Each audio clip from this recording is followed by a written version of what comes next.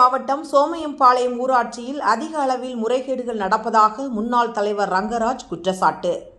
கோவை மாவட்டம் பெரியநாயக்கன்பாளையம் ஒன்றியத்திற்குட்பட்ட சோமையம்பாளையம் ஊராட்சியில் 2011 முதல் 2016 துணைத் தலைவராக இருந்தவர் ஆனந்தன். இவர் ஆளுங்கட்சியை சேர்ந்த பிரமுகர் என்பதால் இந்த ஊராட்சியில் அதிக அளவில் முறைகேடுகள் ஈடுபட்டுள்ளார் என்றும், லீக்கேஜ் பில்லுகளில் முறைகேடுகள், ஜேசிபி இயந்திரங்களின் மூலம் முறைகேடுகள், வருடம் தோறும் வரும் மக்களின் வரிப்பணம் இவரின் தில்லுமுள்ளு திட்டங்கள் மூலம் சாமர்த்தியமாக திருடி வருகிறார். மேலும் அரசு விதிமுறைகளை மீறி ரியல் எஸ்டேட் அதிபர்களுக்கு துணை போகிறார். இதன் மூலம் பல லட்சங்கள் சுருட்டியுள்ளதாக முன்னாள் ஊராட்சி மன்ற தலைவர் ரங்கராஜ் குற்றம் சாட்டி, தவறு செய்தவர்களை உடனடியாக முதலமைச்சரும் இத்துறையை சார்ந்த அமைச்சர் எங்கே தவறு நடந்துள்ளது என்பதை களப்பணி செய்து உடனடியாக சம்பந்தப்பட்டவர்கள் மீது நடவடிக்கை எடுக்க வேண்டும் என்று கோரிக்கை விடுத்து நிருபர்களுக்கு அவர் பேட்டி அளித்தார். வணக்கம். சோமையம்பாளையம் ஊராட்சி மன்றத்தின் முன்னாள் தலைவரான ரங்கராஜ் ஆகிய நான் சாற்றும் குற்றச்சாட்டு என்னவென்றால், சோமையம்பாளையம் ஊராட்சியில் சில நாட்களுக்கு முன்பு நாளிதழ் செய்தியில் சுமார் ஜேசிபிக்காக 25 லட்சம் ரூபாய் போலியாக பில் போட்டு எடுக்கப்பட்டுள்ளதாக ஒரு புகார் வந்தது. இந்த புகாரின் அடிப்படையில் நாங்கள் கூறுவது என்னவென்றால், 25 லட்சம் அல்ல, சுமார் 47 லட்சம் ரூபாய் வரை இதுவரை ஜேசிபிக்காக பில் போட்டு எடுக்கப்பட்டுள்ளது. குப்பை கிடங்கு யானை சாவுக்கு முன்பாகவே மே மாதம் வரை 47 லட்சம் ரூபாய் பில் போட்டு எடுக்கப்பட்டுள்ளது. இதற்கு பிறகாக 20 லட்சம் ரூபாய் ஜேசிபிக்காக பில் போட்டு வைக்கப்பட்டுள்ளதாக தகவல் வருகிறது.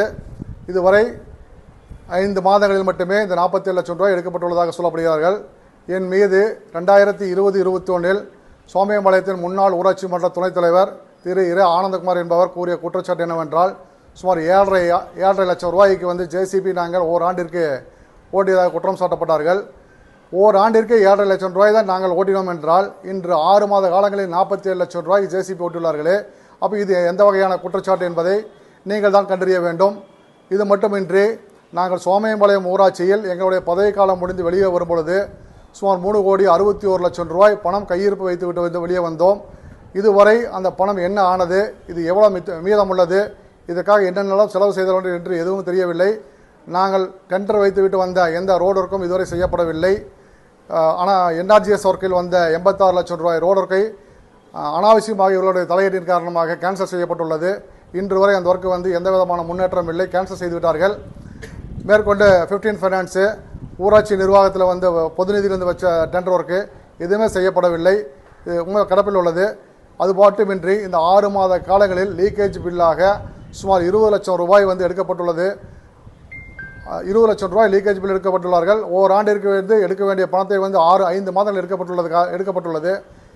இது போக ஊராட்சியில் 5 ஆண்டு காலமாக சேகரித்து வைக்கப்பட்டிருந்த மின் மோட்டார்கள், பிராஸ் கேட் வால்வு, ஜிஐ பைப்புகள், இது பேட்டரி வண்டிகளுடைய 3 பேட்டரி வண்டிகள், இது எல்லாமே சேர்ந்து சுமார் 13-14 லட்சம் ரூபாய் மதிப்புடைய பொருட்களை 4.5 லட்சம் ரூபாய்க்கு ஏலம் விட்டதாக ஒரு கணக்கு எழுதி மிச்சம் 8 லட்சம் ரூபாயை காணாமல் செய்துள்ளார்கள். இது மட்டுமின்றி இன்னும் பல்வேறு வகையான ஊழல் குற்றச்சாட்டுகளை இந்த சோமையம்பாளையம் ஊராட்சியில் நடந்து கொண்டுள்ளது. மே மாதத்தில் மட்டும் சுமார் 77 லட்சம் ரூபாய்க்கு 185 முதல் 402 வவுச்சர் வரை போடப்பட்டு, வவுச்சரே முதல்ல போடாமல் பணம் எடுத்துட்டு அதுக்கப்புறம் சென்னை ஆடிட்டிங் துறையில் கண்டுபிடிச்சி வவுச்சர் இல்லாமல் கிட்டத்தட்ட 77 லட்சம் ரூபா ஒரே மாதத்தில் அதிகப்படியான டிரான்சாக்ஷன் நடந்துக்குன்னு சொல்லி அங்கேருந்து சொல்லி கோவை மாவட்ட கலெக்டருக்கு தகவல் கொடுத்து அங்கேருந்து அவங்க ஏடியா பஞ்சாயத்து பார்த்து சத்தம் போட்டு போனதுக்கு பின்னாடி தான் வவுச்சரே தயாரிக்கப்பட்டுள்ளது. இவ்வாறு கிட்டத்தட்ட சோமையம்பாளையம் ஊராட்சியை ஒரு கொள்ளை கூடாரமாக மாற்றிக்கொண்டுள்ளார்கள். இது யார் காரணம் என்பது ஊராட்சி மக்களுக்கே நன்றாக தெரியும். இது எந்த வகையில் போகப்பட்டுள்ளது என்பது உங்களுக்கு அனைவருடைய கவனத்துக்கே விட்டு விடுகிறோம். மேற்கொண்டு ஊராட்சியில் இதற்கு முன்னதாக பணியாற்றிய முக்கியமான ஊழியர்கள் எல்லாம் நியமனத்தை ரத்து செய்துவிட்டு தனக்கு வேண்டப்பட்ட ஆட்களை எல்லாம் வைத்து இப்பொழுது ஊராட்சியில் போலியாக பில் போடுவதை மட்டுமே வழக்கமாக கொண்டுள்ளார்கள். இது மட்டும்தான் இப்பொழுது நடந்து கொண்டுள்ளது. இந்த எந்தெல்லாம் பணம் இருக்கிறதோ அனைத்து பணத்தையும் சுருட்டிவிட்டுத்தான் அடுத்த வேலை செய்வார்கள் போல் தெரிகிறது. ஊராட்சியில் வளர்ச்சி பணிகள் என்பது இன்று வரை எதுவும் இல்லாமல் உள்ளது.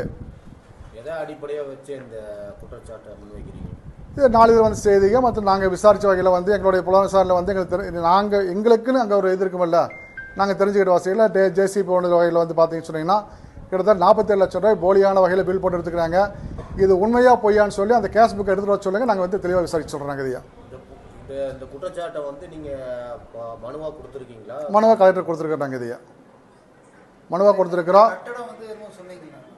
இது போக வந்து நம்மளுடைய கஸ்தூர்நாயகபுரத்தில் வந்து எஸ்ஹெச் பில்டிங்னு சொல்லி ஒரு பில்டிங் கட்டி கிட்டத்தட்ட ஒரு பணிகள் முடிஞ்ச ஒரு 7-8 மாதம் நிற்குது.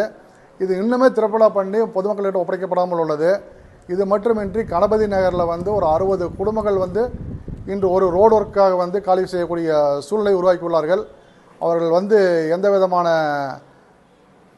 ஒரு முன்னேற்றம் இல்லாமல் இதுவரைக்கும் அவங்களுக்கு வீடு ஒதுக்கப்படாமல் உள்ளது. அதையும் சீக்கிரம் ஒதுக்கி தருமாறு ஆட்சித்தலைவருக்கு வந்து நாங்கள் ஒரு வேண்டுகோள் இது மூலமே விடுக்கிறோம். எனக்கு பல்லவாரியில் வந்து ஏதோ ரோடு போட்டதாக ஒரு குற்றச்சாட்டு. ஆமாம், பல்லவாரியில் வந்து ரோடு போகிறதுக்கு அனுமதியே கிடையாது. இப்போ நமக்கு நாமே தேர்தலில் வந்து பணம் கட்டி ரோடு போடுறதா வந்து ஒரு கணக்கு கட்டியிருக்காங்க.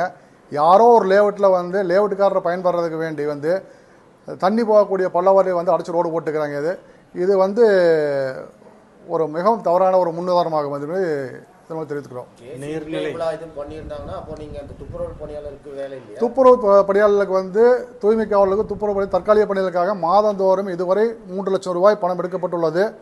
இது இல்லாமல் ஜேசிபி ஓடியதாக வந்து 47 லட்சம் ரூபாய் கணக்காட்டுகள். மாதந்தோறும் 3 லட்சம் ரூபாய் வந்து தூய்மை காவலர்கள் துப்புரவு பணியாளர்களுக்கு தற்காலிக பணியாளர்களுக்காக வந்து எடுக்கப்பட்டு கொண்டுள்ளது. இது இல்லாமல் ஜேசிபி ஓடிக்கொண்டுள்ளது. ஹாக்கா லேஅவுட்டில் வந்து இன்றைக்கி வந்து நாங்கள்லாம் தொழிற்சாலைகளுக்கு வந்து நாங்கள் வந்து அப்ரூவ்டோ டேக்ஸோ போடாமல் வந்து கடந்த ஒரு 3-3.5 ஆண்டுகளாக வைக்கப்பட்டிருந்த அனைத்து தொழிற்சாலைகளுக்குமே வந்து இன்றைக்கு வந்து பல லட்சக்கணக்கான ரூபாய் பணங்களை பெற்றுக்கொண்டு வரி விதிப்பு செய்து கொடுக்கப்பட்டுள்ளது. ஹாக்கா வில்லேஜில் வந்து வரி விதிப்போ அல்லது அப்ரூவ்டோ தரக்கூடாது என்பது ஒரு சட்ட விதி.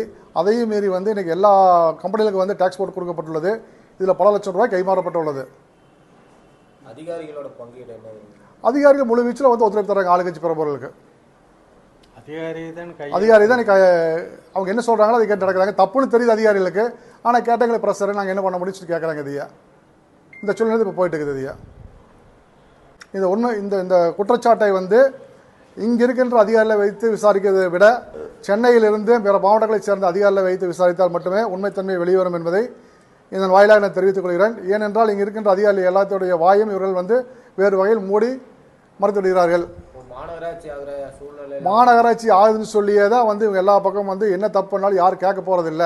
இந்த மாநகராட்சி ஆச்சுன்னு சொல்லி இந்த ஃபைலை பூரா க்ளோஸ் பண்ணிடுவாங்க. அது வரை நம்ம என்னென்னலாம் தப்பு பண்ண முடியுமோ எல்லாமே பண்ணிக்கலாங்கிற வந்து ஒரு முடிவோடு தான் சுற்றிட்டு இருக்கிறாங்க. லீக்கேஜுக்கு வந்து ரொம்ப கம்மியாக தான் நாங்கள் போட்டிருந்தோம். வருஷத்துக்கு வந்து 20 லட்ச ரூபாய் கூட நாங்கள் போட்டிருந்தோம். அதுதான் வந்து லீக்கேஜ் நாங்கள் போட்ட பில்லு. ஆனால் இன்றைக்கி வந்து கிட்டத்தட்ட 2013-14 வந்து 29,62,200 ரூபா வந்து லீக்கேஜுக்கு வந்து பில்லு போட்டிருக்காங்க ஒரு ஆண்டிற்கு. அது ஒரு மிகப்பெரிய குற்றச்சாட்டு. அந்த குற்றச்சாட்டு போட்டால் 2020-21 வந்து 20 லட்சம் ரூபாய் வரைக்கும் வந்து நியாயமான வகையில் பில்லு போட்ட எங்களுக்கு வந்து ஒரு குற்றச்சாட்டு அடிப்படையில் வந்து எங்களுக்கு வந்து குற்றச்சாட்டு கொடுத்தாங்க. இந்த அபகரிக்கப்பட்டதாக சொல்கிற தொகையெல்லாம் வந்து மக்கள் வரி பணமா இல்லை சென்ட்ரல் ஃபண்டு அந்த மாதிரி அதுலேருந்து வந்திருக்காங்க? இது முழுக்க ஊராட்சியோட நிதி. இது முழுக்க மக்கள் வரி பணம்.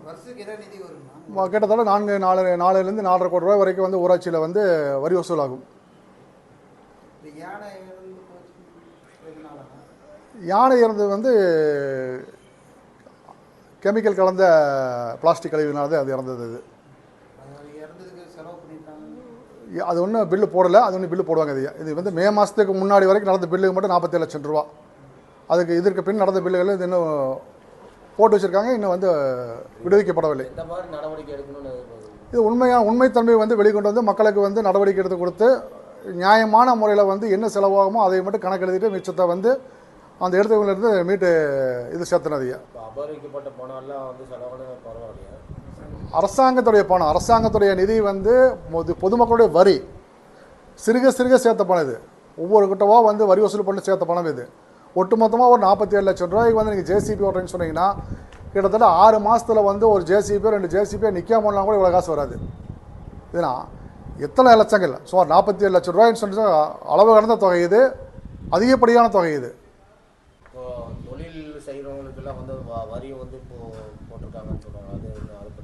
தொழிற்சாலைகளுக்கு வரி போடக்கூடாது என்பது சட்ட விதி. தொழிற்சாலைகளுக்கு வரியோ அப்போ கொடுக்கக்கூடாது என்பது சட்ட விதி. ஹாக்கா வில்லேஜ் மீறி நீங்கள் இன்றைக்கி வந்து வரி விதிப்பு அப்போது கூட கொடுத்துருக்கிற மாதிரி கேள்விப்படுறாங்க. அப்போடைய உண்மைத்தன்மை எனக்கு தெரியாது. ஆனால் வரி விதிப்பு வந்து அதிகப்படியான வரி விதிப்பு நடந்து கொண்டுள்ளது. அனைவரிடமும் பல லட்சக்கணக்கான ரூபாய்களை பெற்றுக்கொண்டு அனைத்து தொழிற்சாலைகளும் வரி விதித்து கொடுத்து கொண்டுள்ளார்கள்.